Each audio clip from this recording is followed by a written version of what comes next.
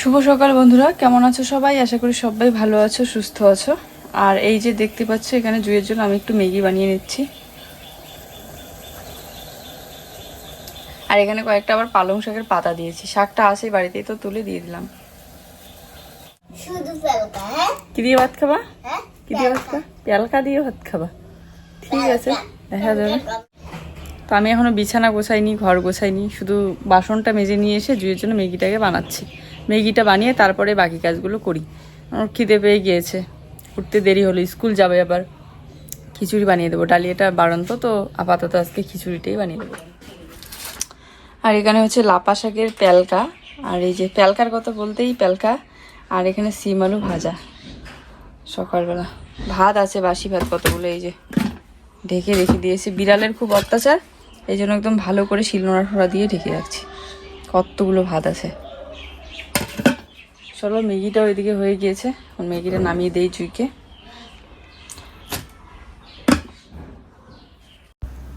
রাতে আমার ওই ভিডিওটা প্রাইভেট করার পর আজ কিন্তু আমি একদম সব কষ্ট মনের ভিতরে রেখে আমি এই যে সকালবেলা ভিডিও শুরু করলাম, তবুও হাসি মুখে।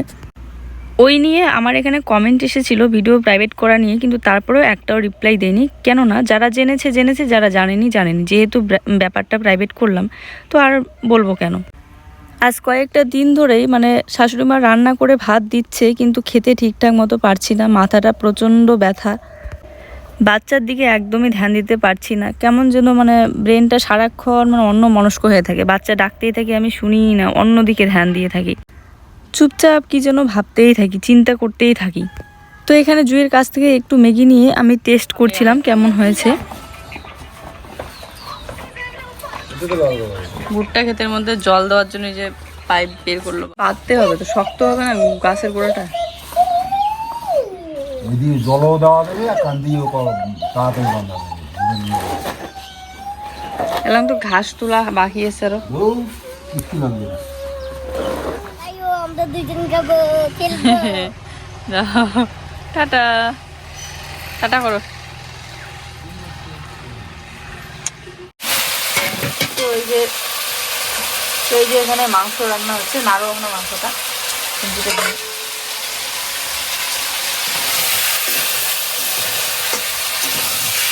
ব্রয়লারের মাংস না, বাজে করে পিকনিক যাওয়া। তোমার পিকনিক যাওয়া নাই, আসো না আমায় দেই পিকনিক আমি নিয়ে যাবো তোমাকে পরের বার।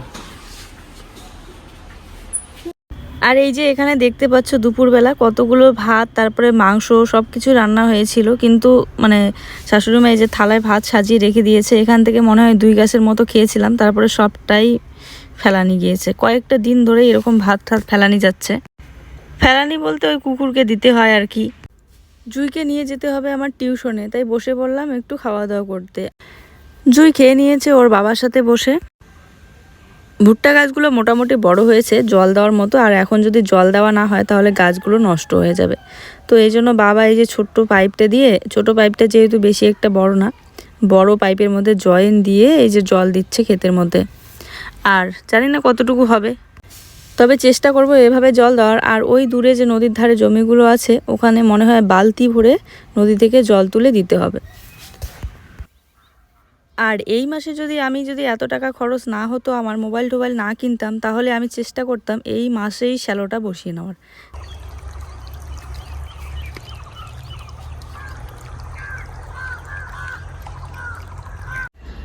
তো আমি গিয়েছিলাম জুইকে টিউশনে দিতে। টিউশন থেকে এসে দেখি বাবা জল দিচ্ছে মোটর দিয়ে। তো এই যে 1 ঘন্টা পর পর গ্যাপ দিতে দেওয়া উচিত আর কি, না হলে মোটরটা গরম হয়ে যাবে, যেহেতু অনেক ছোট মোটর।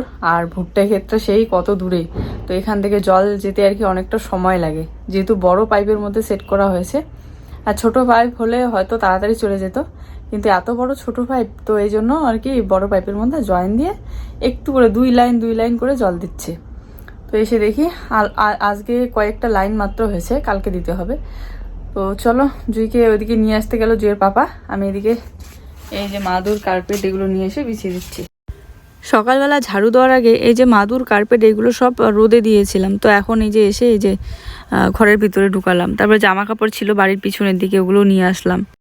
মানে কি বলবো, এরকম একটা অবস্থা হয়ে গিয়েছে না, না মানে ঘুম ঠিকঠাক হয় না, খাওয়া দাওয়া ঠিকঠাক করতে ইচ্ছে করে না, ব্লগ ভিডিওটা ঠিকঠাক ইচ্ছে করে, একটা শ্যুট করলে তারপরে শ্যুটগুলো মনেই থাকে না যে করব। দেখো এত দূর পর্যন্ত এসেছে ছোট পাইপটা, আর বড় পাইপটা এখান থেকে একদম ওই মাথা পর্যন্ত, আমাদের ভুট্টা ক্ষেত তো আরও ওইদিকে।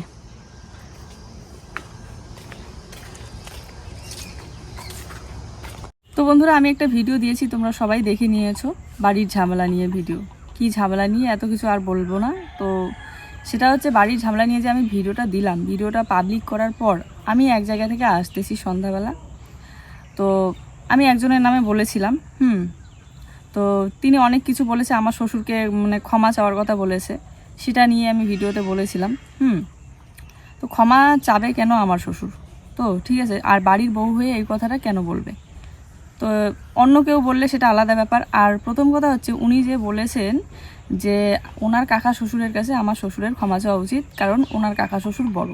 সেখানে কিন্তু তারও বড় ছিল আমার দুই জেঠু শ্বশুর, আর তাদেরকে উদ্দেশ্য করেও কথা বলা হচ্ছিল খারাপ ভাষা ব্যবহার করে, ঠিক আছে।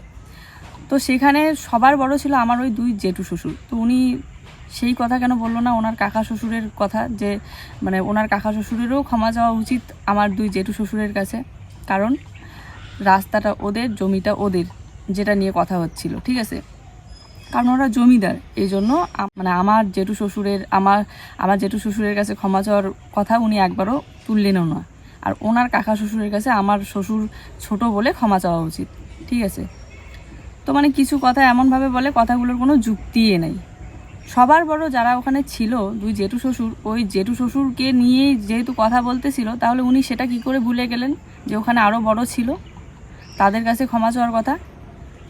তো তারপরে যাই হোক, আর সব থেকে বড় কথা, উনি বাড়ির বউ হয়ে এই কথাটা বলে যে আমার শ্বশুরের নাকি ক্ষমা চাওয়া উচিত। আমার প্রশ্ন হচ্ছে এটা, আমার বড় সেখানে যেহেতু আমার বরের বাবা হয়, আমার বরেরও খুব খারাপ লাগছে ব্যাপারটা, যে বাড়ির বউ হয়ে কি করে আমার বাবাকে বলে ক্ষমা চাওয়ার কথা। তো সেটা আমি ভিডিওতে বলেছিলাম, ঠিক আছে। এবারে ভিডিওটা পাবলিক হওয়ার পর আমি এক জায়গা থেকে আসতেছি, ওরা মানে উনি আর কি ওনার বংশের সবাইকে নিয়ে আমাকে বলার জন্য আসছে। ওই যে বাড়ির যে সামনের জায়গাটা আছে না, বাড়ির সামনের জায়গাটা আসছে সবাই মিলে আমাকে বলার জন্য যে কেন আমি ভিডিওটা পাবলিক করলাম, সোশ্যাল মিডিয়ায় ছাড়লাম। তো আমি তখন এই কথাটা বলি যে দাঁড়াও, আমার বর বাজারে গিয়েছে, আসুক আগে জুয়ের পাপা, তো তারপরে একসাথে কথা বলো, ঠিক আছে। তো আমার জুয়ের পাপাকে আমি ফোন করলাম, ও একদম ছুটে ছুটে চলে আসলো। এসে ও বলতেছে যে বৌদি হয় তো সম্পর্কে, তো বৌদি করে বলতেছে যে বৌদি একটু তো রাগ থাকবেই, তাই না, চিল্লাই তো বলবেই, রাগের মাথায় তো সবাই চিল্লাই বলে, আমাকেও যেহেতু চিল্লাই বলা হচ্ছিল যে কেন ভিডিওটা পাবলিক করলি, হ্যাঁ, আর ভিডিওটা প্রাইভেট কর এরকম বলা হচ্ছিল। আর আমার নামে বলার অধিকার তোকে কে দিল, এরকম করে বলছে। প্রথম কথা, আমি কারোর নাম নিয়ে বলিনি ভিডিওতে। এখন আমার বর যখন বলতেছিল যে বৌদি কেন তুমি এই কথাটা বললা বাড়ির বউ হয়ে, হ্যাঁ, তখন উনি কি বলতেছিলেন যে কি করবি রে, মারবি এইরকম করে বুক ছাড়ায় আসে আমার বরের সামনে, একদম এসে বলে যে কি করবি রে, মারবি এরকম করে বলে, ঠিক আছে। তো তারপরে চিল্লাহাল্লা চলছিল, কথা কাটাকাটির পর বলছে আমাকে ভিডিওটা প্রাইভেট করতে। আর বাড়ির সবাই বড়রা বলছিল যে ভিডিওটা প্রাইভেট করো, যা হয়েছে সোশ্যাল মিডিয়ায় দেওয়ার দরকার নেই, বাড়িতেই সমাধান হয়ে যাবে, বাড়ির বড়রা মিলে আমরা সমাধান করব, ঠিক আছে। তো এই জন্য আমি ভিডিওটা তখন প্রাইভেট করিনি, একটু পরে আর কি প্রাইভেট করেছিলাম, ওই ঝামেলার পরে। যেহেতু বাড়ির বড়রা বলছে যে বাড়িতে এত ব্লগার, বাড়ির ঝামেলা নাকি কেউ আর ভিডিওতে ছাড়বে না, এই কথা হয়েছে। তো সেই জন্য বাড়ির বড়দের কথা শুনে আমি কিন্তু ভিডিওটা প্রাইভেটও করেছিলাম। তো প্রাইভেট করার পর কিন্তু তারপরে কিন্তু উনি আবার কি করেছে, কমেন্টে রিপ্লাই দিয়েছে বড় করে, যে হয়তো কমেন্টগুলো আছে কি না আমি জানি না এখনও পর্যন্ত, তবে আমি স্ক্রিনশট মেরে রেখে দিয়েছি, যে যিনি ভিডিওটা প্রাইভেট করেছেন তাকে গিয়ে বলো যে কেন ভিডিওটা প্রাইভেট করলো, আর ভিডিওতে মনে হয় কোনো ভুল ছিল, এই জন্যই প্রাইভেট করেছে।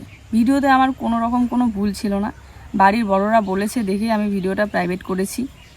তো সেখানে উনি কেমন করে কমেন্টের এই রকম উত্তর দেয়, যেখানে সবার সামনে সবাই ছিল, বাড়ির ছোট থেকে বড় সবাই ওখানে ছিল, সবার সামনে কথা হলো যে ভিডিওটা তুমি এই জন্যই প্রাইভেট করো, কারণ বাড়ির কোনো ঝামেলা আর কি সোশ্যাল মিডিয়াতে যাও, এটা কেউই চায় না, ঠিক আছে, আর নেক্সট টাইম কেউ এটা করবেও না।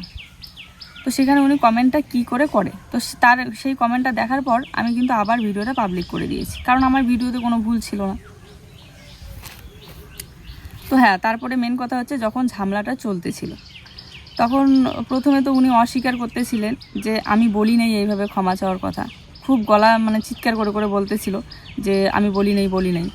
তারপরে কিন্তু উনি স্বীকার করেছেন যে হ্যাঁ আমি বলেছি, কারণ আমার খারাপ লেগেছে আমার কাকা শ্বশুরকে কথা বলে। কেন আমাদের খারাপ লাগে না আমাদের জেঠু শ্বশুরকে বললে, আর আমার শ্বশুরকে বললে আমাদের খারাপ লাগে না? কিন্তু সেখানে কিন্তু আমরা বাড়ির বউ হয়ে কেউ কিচ্ছু বলি নাই, ঠিক আছে? তো উনি বাড়ির বউ হয়ে কি করে এই কথাটা বলে? তো যখন বলেছে, উনি স্বীকার করেছে যে ক্ষমা চাওয়ার কথা আমি বলেছিলাম, তখন আমার শ্বশুর বলতেছিল যে তুমি বাড়ির বউ হয়ে কী করে এই কথাটা আমাকে বলো, ক্ষমা চাওয়ার কথা। তখন উনি আমার শ্বশুরকে একদম মুখে পড়ে এরকম করে আঙ্গুল দেখিয়ে বলতেছিল যে তুই তো একটা হাফ লেডিস, তুই চুপ কর, এরকম করে বলতেছিল। তখনই কিন্তু আমার ভীষণ পরিমাণে রাগ হয়েছিল, ভীষণ পরিমাণে, মানে আমি বলে বোঝাতে পারবো না। আমার কথাটা এইখানে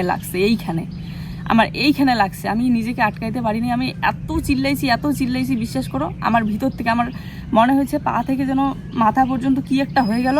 আমি চিল্লানো শুরু করে দিলাম যে কেন এই এত বড় সাহসটা কোথা থেকে আসলো যে উনি এইভাবে বলে আমার সামনে, আমার বরের সামনে আমার শ্বশুরকে বলে যে তুই তো একটা হাফ লেডিস।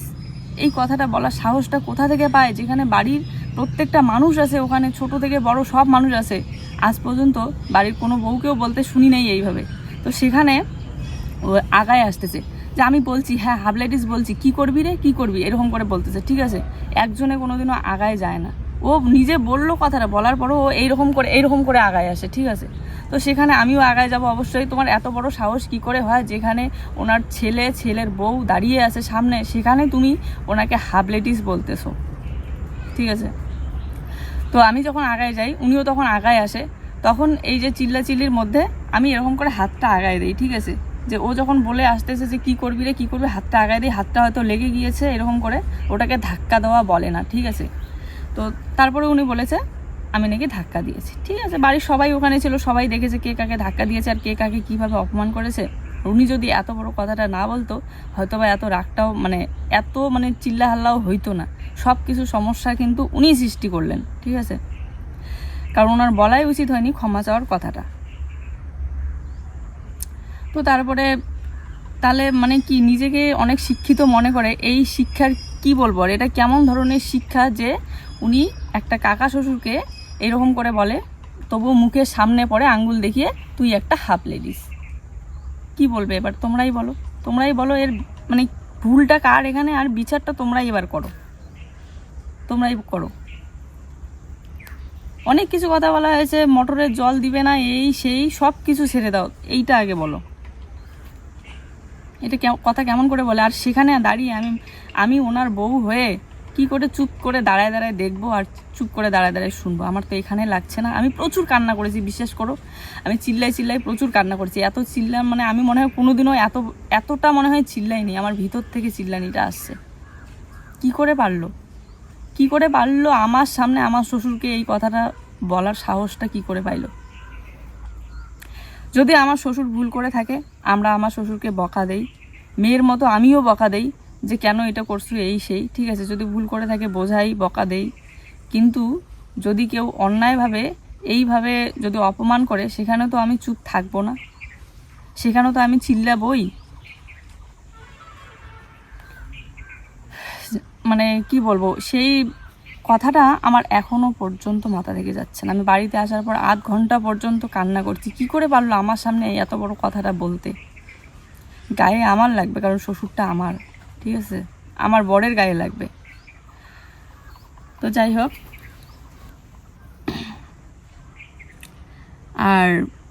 আর একটা কথা, এই যে ক্ষমা চাওয়ার ব্যাপারটা, এই কথাটা বলার আগে ওনার ভাবা উচিত ছিল, যখন একটা মানুষ বয়স হয়, যখন একটা মানুষ বয়স্ক হয়, তখন ছোট ভাই বড় ভাই নিজের হলে সে ব্যাপারটা আলাদা, নিজের বড় ভাইয়ের কাছে মানুষ বলতেই পারে, ঠিক আছে?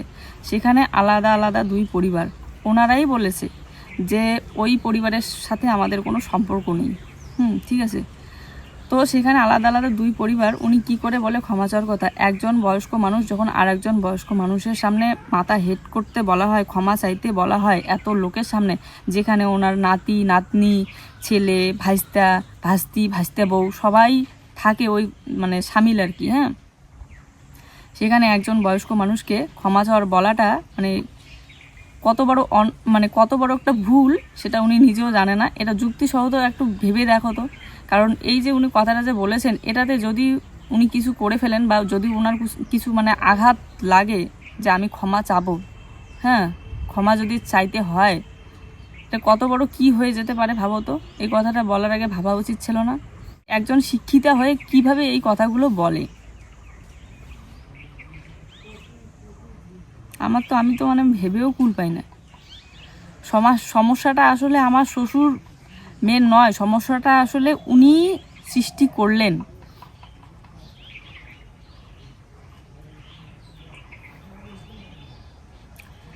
আরে তুমি তো এত কিছু বললা, নিজের ভুলটা কি করে স্কিপ করে গেলা? তুমি এত কিছু কথা বললা, নিজের ভুলটা কি করে স্কিপ করে গেলা? তুমি যে আমার শ্বশুরকে এত বড় কথাটা বললা, সেটা কেমন করে তুমি ভুলে গেলা? আর হাফ লেডিস মানেটা কি জানো? হাফ লেডিস মানে হিজড়া। আমি কিন্তু একটাও বলি নাই তোমাদেরকে, কেউ কোনো কিচ্ছু বলি নাই, কারণ সেই সেন্সটা আমার আছে। ওখানে বড়রা আছে সবাই, যা কিছু হবে সমাধান হবে, যা হবে বড়রা দেখে নেবে। কিন্তু আমি কেন বলতে যাব? ঠিক আছে, আমি বড়দের কথা শুনলাম বলেই ভিডিওটা প্রাইভেট করলাম। সেখানে তুমি কেমন করে কমেন্টে রিপ্লাই দাও যে ভিডিওটা প্রাইভেট করেছে সে নিশ্চয়ই ভুল ছিল, এই জন্যই প্রাইভেট করেছে। তার মানে কি ভুলটা আমাকেই প্রমাণ করার চেষ্টা করা হচ্ছে? তো যাই হোক, এই ভিডিওটাও আমি করতাম না, ঠিক আছে। উনি যেহেতু আবার মানে বলেছে কথাগুলো, এই জন্য ভিডিওটা করলাম আমি আজকে। ঠিক আছে।